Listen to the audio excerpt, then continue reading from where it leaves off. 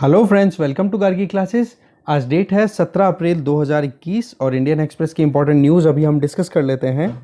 देखो, first news जो हम डिस्कस करेंगे वो है इंडियन मेटीरियोलॉजिकल डिपार्टमेंट ने फिर से एक ही चीज़ प्रेडिक्ट की है कि लगातार तीसरे साल अब नॉर्मल रहने वाला है मॉनसून।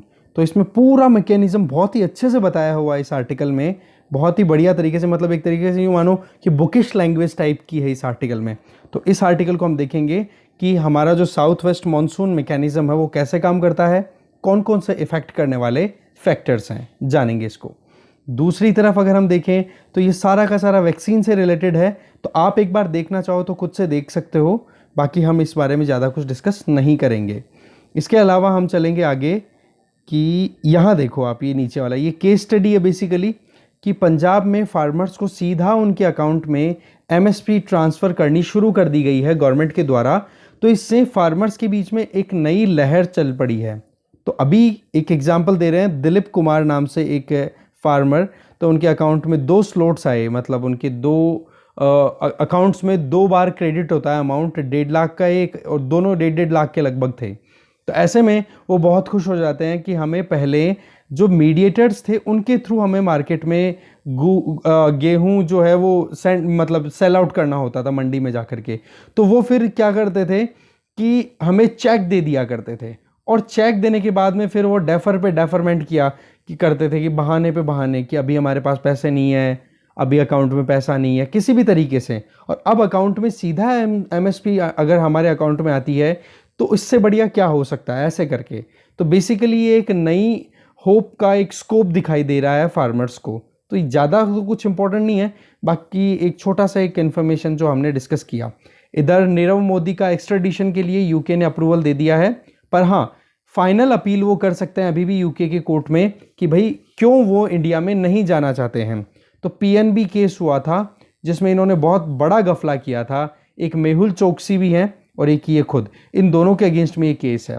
तो इसमें एक्स्ट्राडिशन का मतलब हो गया कि अभी ये क्या वहाँ पर यूके में रह रहे हैं, ठीक है, और केस इनके अगेंस्ट में चल रहा है इंडिया में। तो ऐसे में उस केस को सामना करने के लिए अब यूके से इनको लाया जाएगा इंडिया में, तो इसको बोला जाता है एक्स्ट्राडिशन, राइट।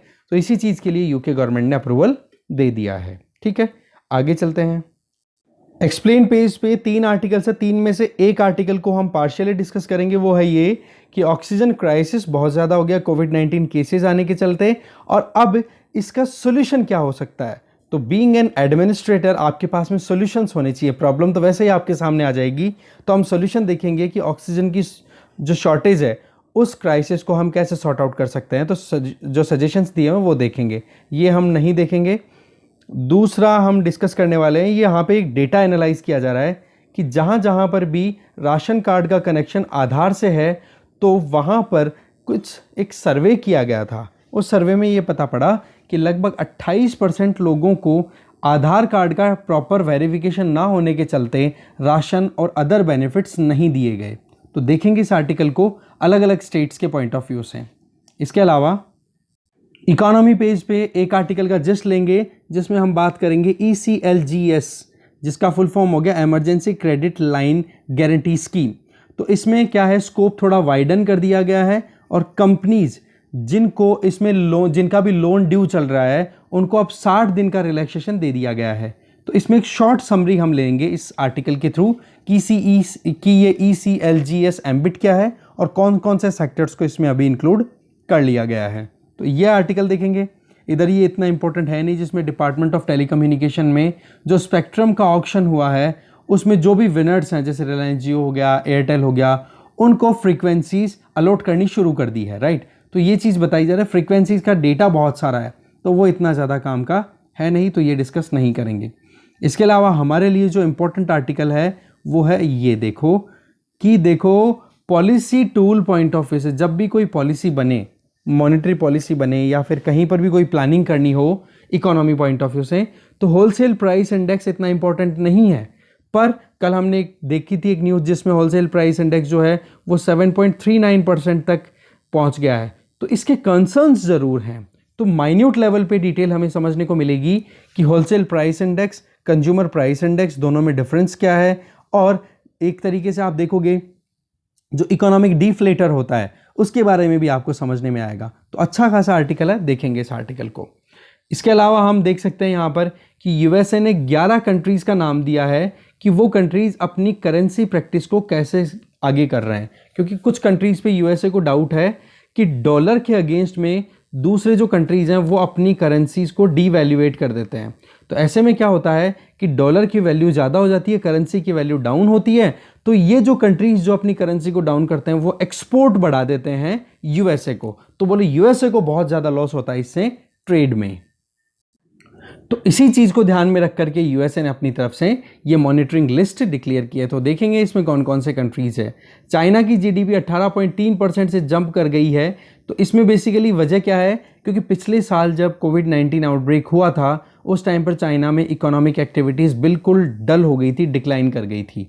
तो ऐसे में बेस इफेक्ट कम होना और फिर बाद में इकोनॉमी में एक्टिविटीज़ राइज होना, उसकी वजह से 18.3% का ग्रोथ रेट रजिस्टर किया है चाइना की जीडीपी ने। बट फिर से ये कोविड वेव आना और डिमांड का डिक्लाइन करना, ये कहीं ना कहीं कंसर्न का भी कारण बना हुआ है। रुपया अब थोड़ा सा राइज करने लगा है यूएस डॉलर के अगेंस्ट में। तो इसमें डेटा है, काम का कुछ है नहीं। आगे चलते हैं।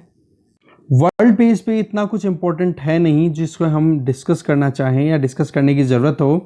तो एक तो बस ये है कि ईरान ने अपना न्यूक्लियर एनरिचमेंट प्रोग्राम एक तरीके से स्टार्ट कर रखा है और इसमें टारगेट है कि 60% तक न्यूक्लियर एनरिचमेंट अचीव कर लिया जाए।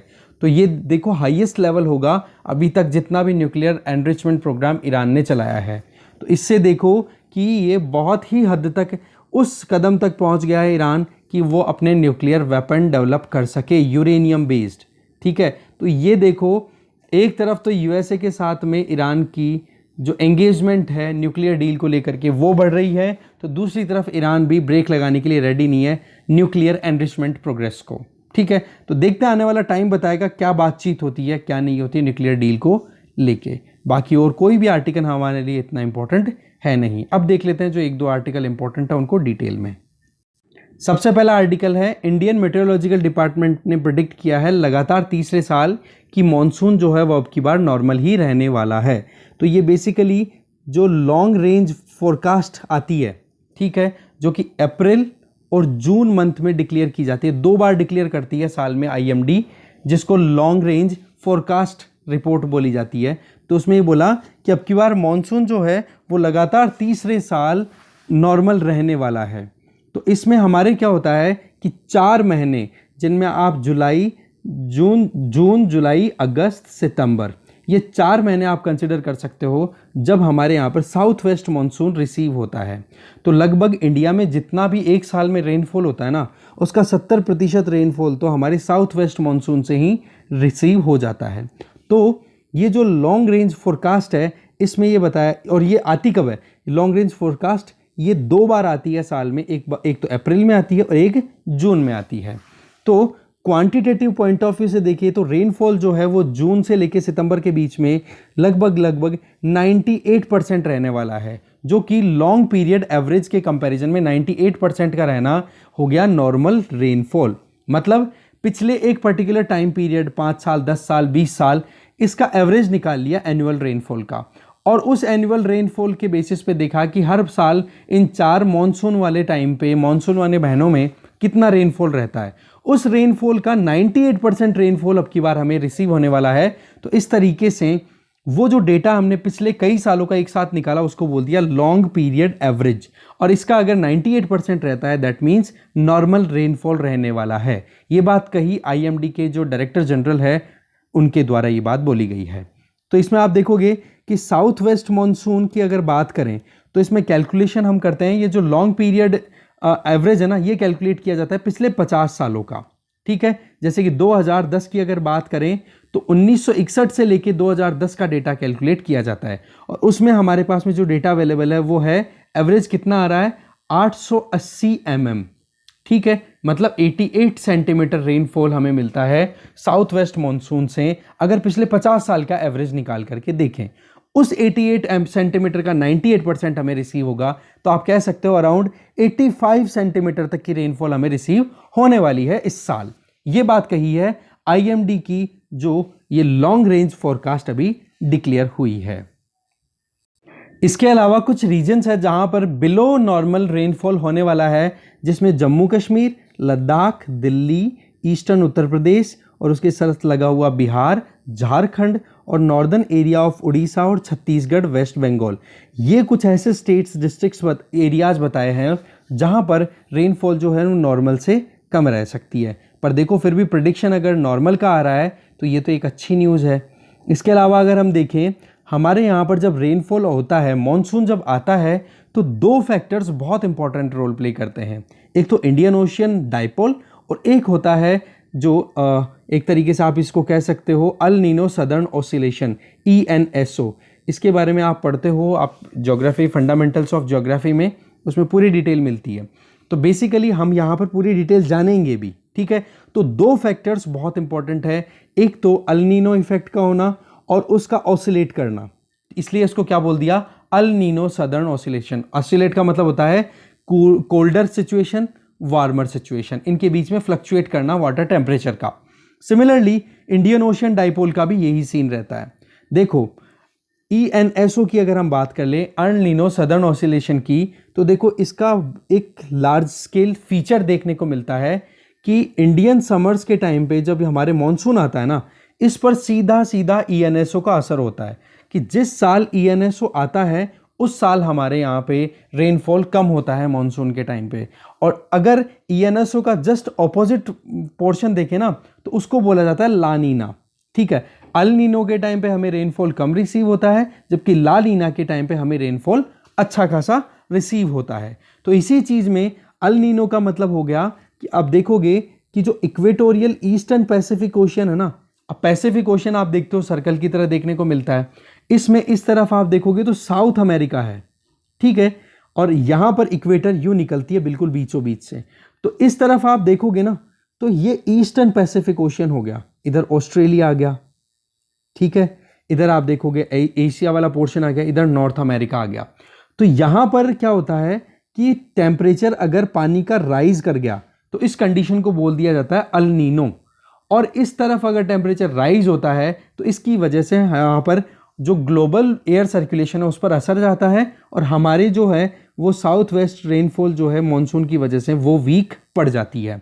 तो अल नीनो की वजह से तो हमारे रेनफॉल कम आता है, जबकि इसकी जस्ट ऑपोजिट कंडीशन अगर ला नीना बन जाती है, that means eastern Pacific ocean में इक्वेटोरियल वाटर का टेम्परेचर जो है वो डाउन हो जाए, दैट मीन्स जो ईस्टर्न इक्वेटोरियल पैसिफिक ओशियन का जो पानी है वो ठंडा हो जाए, तो उस केस में हमें रेनफॉल अच्छा मिलता है।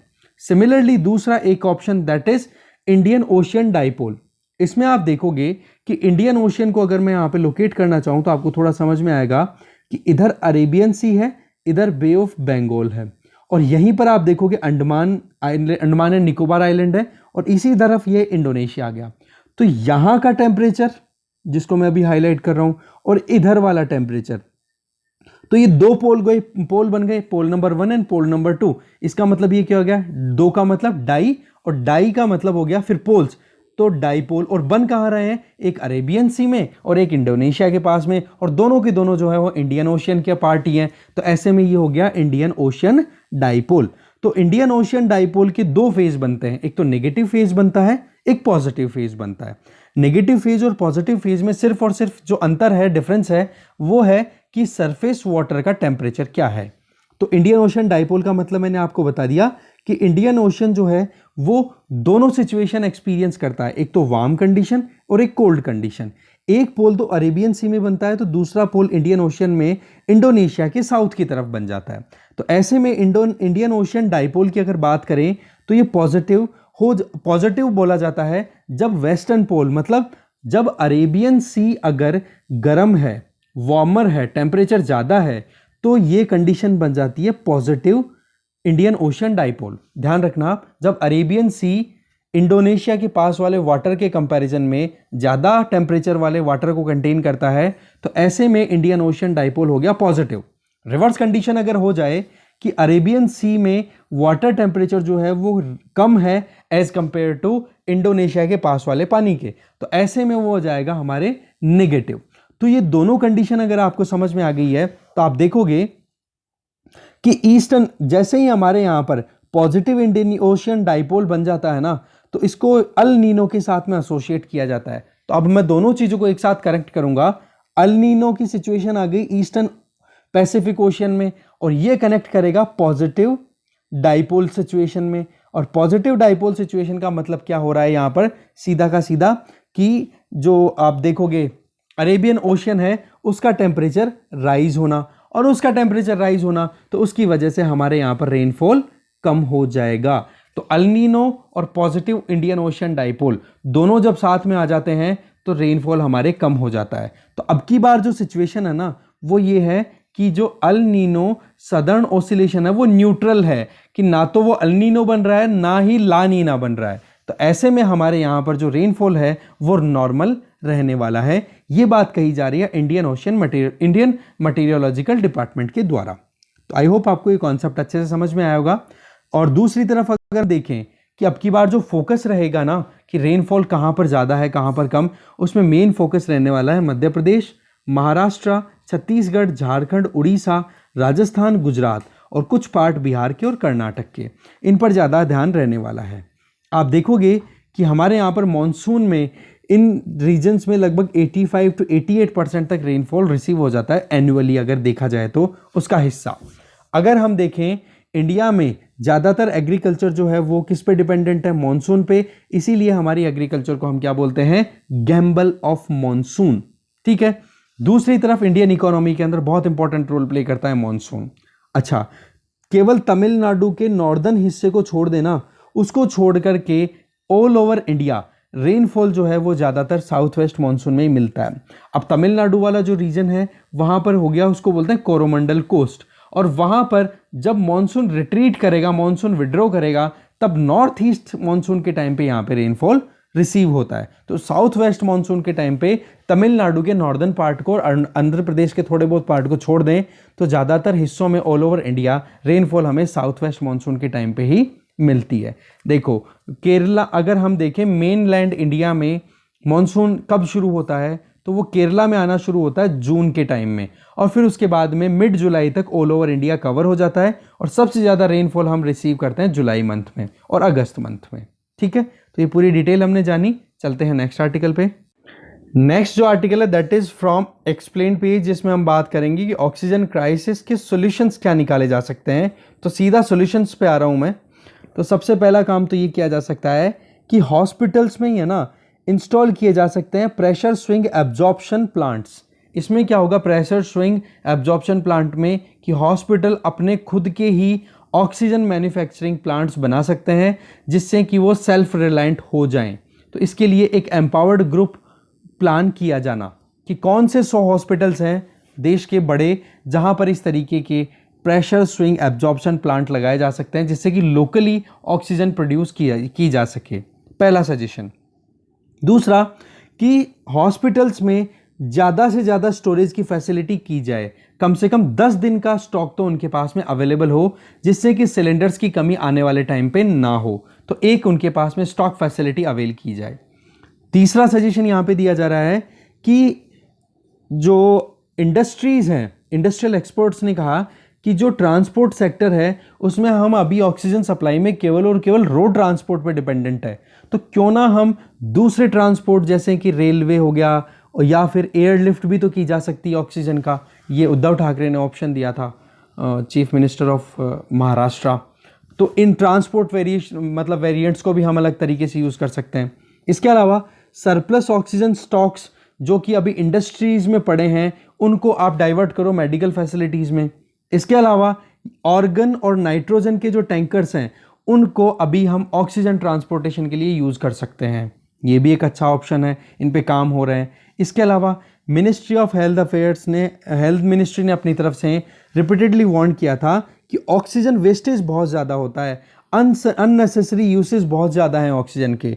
तो ऐसे में जहाँ पर 40 अब फिक्स कर दिया कि जो ऑक्सीजन पेशेंट्स को दी जा रही है वार्ड्स में, तो उनको आप फिक्स करो कि जहाँ पर इंटेंसिव केयर यूनिट्स है ना आईसीयूज, उनमें तो देखो 40 लीटर ऑक्सीजन फिक्स कर दो पेशेंट के हिसाब से, और जो नॉर्मल वार्ड्स है वहाँ पर 15 लीटर आप फिक्स कर दो ऑक्सीजन की क्वांटिटी पर मिनट पर पेशेंट। तो इससे क्या होगा, जो वेस्टेज है उसको हम रिड्यूस कर सकते हैं। तो कहने का मतलब ये कुछ सजेशंस थे। अगर आपसे कोई पूछे कि अगर ऑक्सीजन सप्लाई शॉर्टेज आ रही है तो आप इनमें से सजेशन दे सकते हो जिन पे अभी काम भी हो रहे हैं प्रैक्टिकली। ओके, और ऑक्सीजन की सप्लाई की कमी हमें पता ही है कि देखो 2.5-3 लाख केस पर डे आने लग गए हैं कोविड-19 के। तो ये बहुत ही ज़्यादा ग्रेव सिचुएशन है। अब देखते हैं आने वाला टाइम क्या होने वाला है। बाकी फ़िलहाल तो आप खुद अपनी सेफ्टी का ध्यान रखो, खुद का ही आप अपना खुद का ध्यान रख लो, इसका मतलब अपने आसपास को अपने आप ही ध्यान रख पा रहे हो। आगे चलते हैं। नेक्स्ट जो आर्टिकल है वो भी एक्सप्लेन पेज से ही, जिसमें हम देखेंगे कि आधार रिलेटेड प्रॉब्लम बहुत देखने को मिली है, जिसमें राशन कार्ड से संबंधित जो फ़ायदे मिलने थे कस्टमर्स को या फिर जो गरीब परिवार हैं उनको, और दूसरी तरफ दूसरी कोई स्कीम उनके बेनिफिट। तो सुप्रीम कोर्ट ने बेसिकली सेंटर को कहा है कि ये आप हमारे पास में एक ये पब्लिक इंटरेस्ट लिटिगेशन है PIL, जिसमें कि झारखंड की एक दलित वुमेन को राशन कार्ड के बेसिस पे उनको फ़ायदा नहीं मिला है। प्रॉब्लम क्या आ गई, बोला आधार लिंक जो बायोमेट्रिक ऑथेंटिकेशन है वो उनका फेल हो रहा है, तो ऐसे में उनको फ़ायदा नहीं दिया गया है। तो बेसिकली ये पॉइंट कोई झारखंड ओरिएंटेड ही नहीं है, ये थ्रू आउट इंडिया एक ट्रेंड देखने को मिला है। तो यहाँ पर इस आर्टिकल में बताया जा रहा है कि लोक नीति CSDS ने 2019 के जब इलेक्शन होने वाले थे लोकसभा के, उस टाइम पर हमने आधार बेस्ड जो ये राशन डिस्ट्रीब्यूशन का सिस्टम है ना, इस पर हमने एक सर्वे किया था। उस सर्वे में जहाँ जहाँ पर भी इलेक्शन होने वाले थे वहाँ गए और 12,000 से ज़्यादा इलेक्शन में पार्टिसिपेट करने वाले वोटर्स से पूछा, तो हमें ये पता पड़ा कि 28% लोगों को, जो बेनिफिशियरी है ना जिनकी लिस्टिंग हो रखी है, उनमें से 28% लोगों को ये कह के मना कर दिया जाता है कि आपका आधार कार्ड नहीं है, आपकी जो आइरिस स्कैनर है वो प्रॉपर मतलब मैच नहीं कर पा रही है, या बायोमेट्रिक जो थंब प्रिंट है वो मैच नहीं कर रहा है। ऐसे करके उनको राशन कार्ड के फ़ायदे देने से मना कर दिए।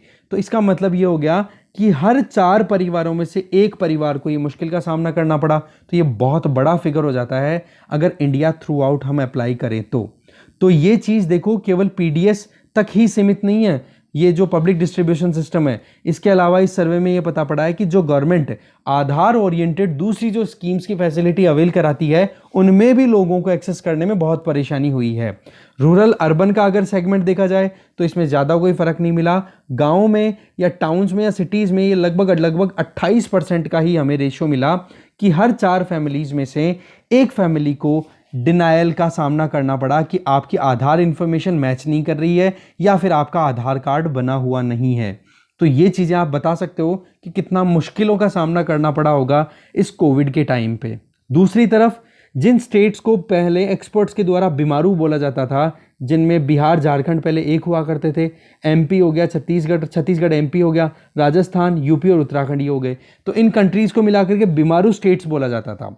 यहाँ पर आप देखोगे कि जो फैमिलीज़ जिनके पास में राशन कार्ड है उनमें से 40% लोगों को, 40% फैमिलीज़ को आधार कार्ड के इशू आने के चक्कर में टाइम पे उनको राशन नहीं मिला। जबकि दूसरे स्टेट्स की बात करोगे ना, नॉन हिंदी स्पीकिंग स्टेट्स में, वहाँ पर केवल 20% हाउस होल्ड्स को परेशानी का सामना करना पड़ा।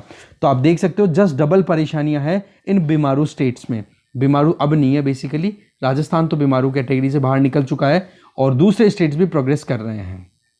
ठीक है, तो आप देख सकते हो बहुत ज़्यादा मुश्किलें हैं। इसके अलावा बिहार, झारखंड, MP, राजस्थान, छत्तीसगढ़, यहाँ पर देखो इलेक्शंस भी होने वाले थे, ये कुछ काम का नहीं है इतना। मेन जो चीज़ें थी वो मैंने आपको सीधा बता दिया है। दूसरा कंक्लूजन ये है कि देखो हमारा जो ये मेन फोकस था ये कोई PDS ग्रेन डिस्ट्रीब्यूशन सिस्टम पर ही नहीं था आधारित, हमने और इश्यूज भी देखे हैं जहां पर आधार कार्ड के कैंसिलेशन, आधार कार्ड से की जो बायोमेट्रिक इन्फॉर्मेशन उनकी मैच ना होना, तो ऐसे में राशन कार्ड से जो फैसिलिटीज़ मिलती हैं या सरकार की दूसरी स्कीम्स हैं उनके फ़ायदे भी लोगों को नहीं मिले। तो इन इश्यूज़ को जल्दी से जल्दी सॉर्ट आउट करने की ज़रूरत है। आगे चलते हैं। फिर इकोनॉमी पेज पे हमारे सामने एक न्यूज़ है, दैट इज़ ECLGS एम्बिट का मतलब इसकी जो रेंज है इसको वाइडन कर दिया गया है और कंपनीज़ का जिनका लोन ड्यू चल रहा है, रीपे नहीं कर पा रहे हैं, उनको 60 दिन तक थोड़ा सा रिलैक्सेशन दे दिया गया है। तो बेसिकली इसमें ये तो देखेंगे नहीं कि ये क्या है, मतलब स्कीम कौन कौन सी सेक्टर को कवर कर रही है, वो तो आप खुद से देख लोगे। बाकी हम जो यहाँ पर मेन फोकस करने वाले हैं वो ये कि ये जो ECLGS स्कीम है ना, इसमें जो कंपनीज़ लोन के प्रेशर में दबी हुई हैं, जिनका लोन 50 करोड़ से लेकर के 500 करोड़ के बीच में है, तो वो क्या लोन को रीपे नहीं कर पा रही हैं, आउटस्टैंडिंग लोन जो है वो 50 से 500 करोड़ है, तो उनको फ्रेश क्रेडिट की अवेलेबिलिटी इंश्योर करना, जिससे कि वो अपनी इकोनॉमिक एक्टिविटीज को कंटिन्यू कर सके बिना कोई गिरवी रखें, मतलब विदाउट कोलेटरल उनको क्रेडिट फैसिलिटी अवेल कराई जा सके। ऐसे में क्या होगा कि कोविड-19 के चलते जिन इंडस्ट्रीज की इकोनॉमिक एक्टिविटीज नॉर्मल कंडीशन में अच्छी थी वो भी क्राइसिस का सामना कर रही है, तो ऐसे में उनको डेफिनेटली थोड़ा सा प्रोटेक्शन देने की ज़रूरत है। ठीक है, तो इसी बेसिस पे ये ECLGS स्कीम है ये इंप्लीमेंट की जा रही है। अब आपके लिए छोटी सी एक टास्क है, वो आप करोगे कि SMA1 जो डेटर्स हैं, लोन लेने वाली कंपनीज है, वो कौन सी होती है, और SMA0 ये कौन सी कंपनीज हैं, इनके बारे में आपको पता करना है। अच्छा, इसमें जो इंपॉर्टेंट चीज़ है वो है कि जब ये कोविड-19 के चलते क्राइसिस का सामना करना पड़ा अलग अलग सेक्टर के अलग अलग कंपनीज को, क्योंकि उनको लोन क्रेडिट पे ज़्यादा काम चलता है। ठीक है, तो ऐसे में सरकार के द्वारा केवी कामत कमेटी स्टैब्लिश की गई थी, और उस कमेटी को ये कहा था कि आप सजेस्ट करो कि कैसे लोन को रीस्ट्रक्चर किया जा सकता है, जिससे कि सरकार को भी परेशानी ना हो, RBI को भी परेशानी ना हो, और दूसरा जो कंपनियां अभी घाटे में चल रही हैं, जो अपना लोन टाइम पे रीपे नहीं कर पा रही हैं, तो उनको एक मौका दिया जा सके लोन को रीस्ट्रक्चर करके। तो केवी कामत कमेटी कॉरपोरेट सेक्टर को रिवाइवल से रिलेटेड, जिससे कि लोन की रीस्ट्रक्चरिंग करी जा सके, उसके लिए रिकमेंड किया। तो इसमें देखो, आप देखोगे रिटेल ट्रेड हो गया, होलसेल ट्रेड हो गया, रोड, टेक्सटाइल, जो फैक्ट्रीज भी अंडर स्ट्रेस थी उनको रिलैक्सेशन देने के लिए फिर ये स्कीम का एक तरीके से आप देख सकते हो कि emergency credit line guarantee scheme, इसको एक्सटेंड किया गया है। अब 60 दिन का और एक्सटेंशन दिया गया है। अब आपके लिए जो टास्क है आप जरूर कंप्लीट करोगे, SMA1 और SMA0 ये कौन से लोन लेने वाली कंपनीज हैं, इनकी कैटेगरी के बेसिस पे। आगे चलते हैं। नेक्स्ट जो आर्टिकल है दैट इज कि देखो, टूल तो नहीं है पॉलिसी बनाने के लिए होलसेल प्राइस इंडेक्स, बस फिर भी इसमें जो राइज देखने को मिल रहा है, क्योंकि कल ही हमने देखा था 7.39% तक राइज कर गया है, और होलसेल प्राइस इंडेक्स का डेटा तो हमने देखा ही। इसके अलावा जो कंज्यूमर प्राइस इंडेक्स है उसका भी इन्फ्लेशन रेट अगर हम देखें तो उसके बेसिस पे भी 5.52% मार्च में राइज हो गया। तो एक सेकेंड, तो दोनों इंडेक्सेस का राइज करना वो कहीं ना कहीं कंसर्न की बात है। तो अब हम देख लेते हैं कि होलसेल प्राइस इंडेक्स और कंज्यूमर प्राइस इंडेक्स में डिफरेंस क्या है। देखो, होलसेल का नाम आ गया तो आपको पता ही है कि होलसेल फैक्ट्री के गेट पे या मंडी के लेवल पे कोई भी गुड्स की प्राइस क्या है, इसमें केवल और केवल मैन्युफैक्चरिंग या फिर मेनली गुड्स पे ध्यान दिया जाता है। जबकि कंज्यूमर प्राइस इंडेक्स में क्या होता है कि कंज्यूमर एक दुकानदार के पास से जो सामान खरीद रहा है उसमें उस कंज्यूमर पे कितना लोड आ रहा है। तो इसमें गुड्स तो खुद तो आ ही गए, इसके अलावा सर्विसेज भी आ गई, टैक्सेस भी आ गए, और दूसरा जो ट्रांसपोर्टेशन कॉस्ट और वो सारी चीज़ आ जाती हैं। तो कहने का मतलब होलसेल प्राइस इंडेक्स जो है ना, वो तो बेसिकली कैप्चर क्या करता है कि केवल और केवल गुड्स की प्राइस क्या है। ठीक है, जिसमें आप देख सकते हो मेन कैलकुलेशन के लिए आप यूज़ करते हो केवल और केवल GDP डिफ्लेटर, जिसमें आप क्या देखते हो कि हमारी इकोनॉमी कितना परफॉर्म कर रही है करंट प्राइसेस के बेसिस पे, और कितना परफॉर्म कर रही है उसी साल में, कितना परफॉर्म किया बेस ईयर के प्राइसेस के बेसिस पे।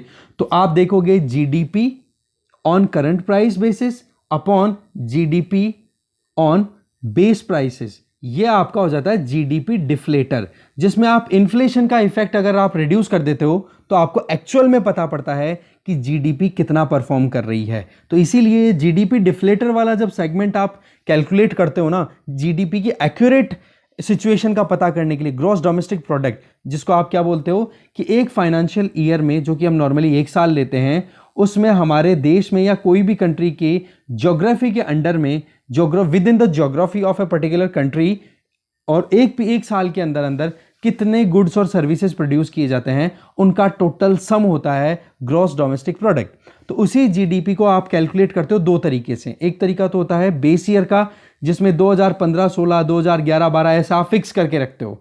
तो एक तो इन रेट्स के ऊपर आप GDP कैलकुलेट करो। एक जैसे अभी मान लो कि 2021-22 का फाइनेंशियल ईयर चल रहा है, तो इसमें आप GDP कैलकुलेट करो 2020-21 की रेट्स के हिसाब से। तो इसको बोल दोगे करंट प्राइस 2020-21 वाली, और 2015-16 वाला जो आपने लिया है वो बेस ईयर है, तो बेस प्राइस। तो इसके बेसिस पे आप होलसेल प्राइस इंडेक्स को यूज करोगे और जीडीपी डिफ्लेटर कैलकुलेट कर लोगे दोनों के रेशियो के बेसिस पे।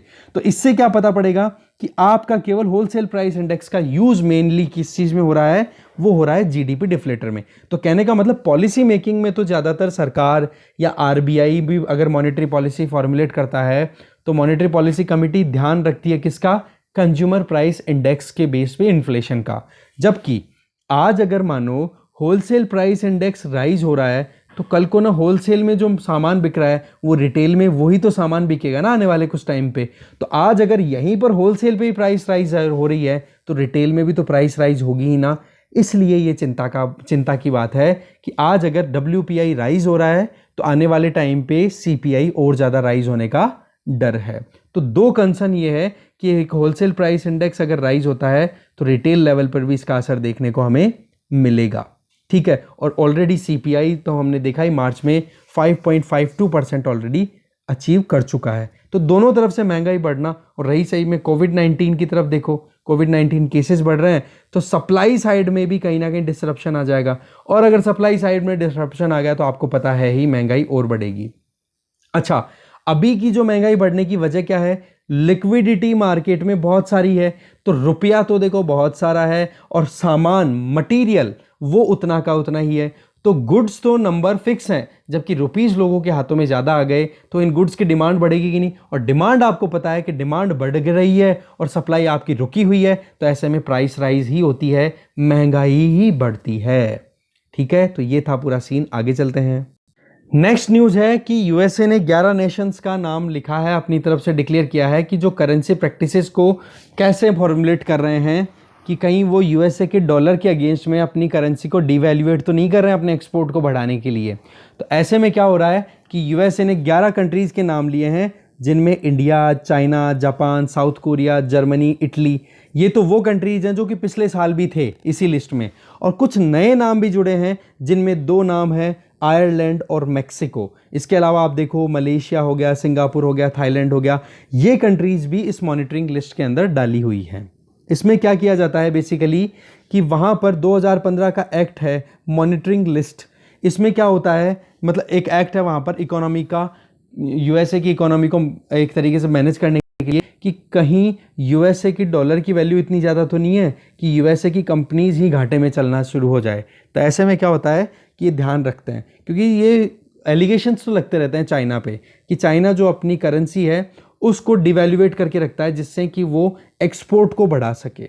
एक्सपोर्ट कैसे बढ़ेगा अगर करेंसी डिवैल्यूएटेड है, ये मैंने आपको बताया था कि मान लो $1 में 70 कैंडीज आती हैं और इंडिया में एक कैंडी की प्राइस है ₹1। तो ऐसे में अगर यूएसए में कोई कैंडी इंपोर्ट करना चाहता है, मंगाना चाहता है इंडिया से, तो वो क्या भेजेगा, सिर्फ $1 भेज देगा, तो उसको 70 कैंडीज मिल गई। अब अगर इंडिया में कैंडी की प्राइस तो ₹1 ही है, पर रुपए की वैल्यू जो है वो डॉलर के कंपैरिजन में डाउन हो गई, और अब $1 के कंपैरिजन में इंडिया की करेंसी कितनी होगी, ₹74।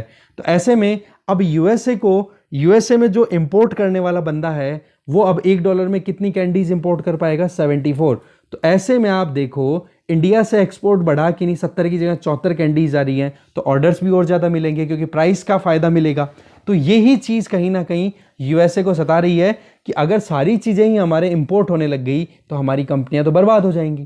तो ये चीज़ ध्यान में रख करके करेंसी मॉनिटरिंग ध्यान में रखी जाती है यूएसए के द्वारा, और यही पूरा आर्टिकल था, ठीक है।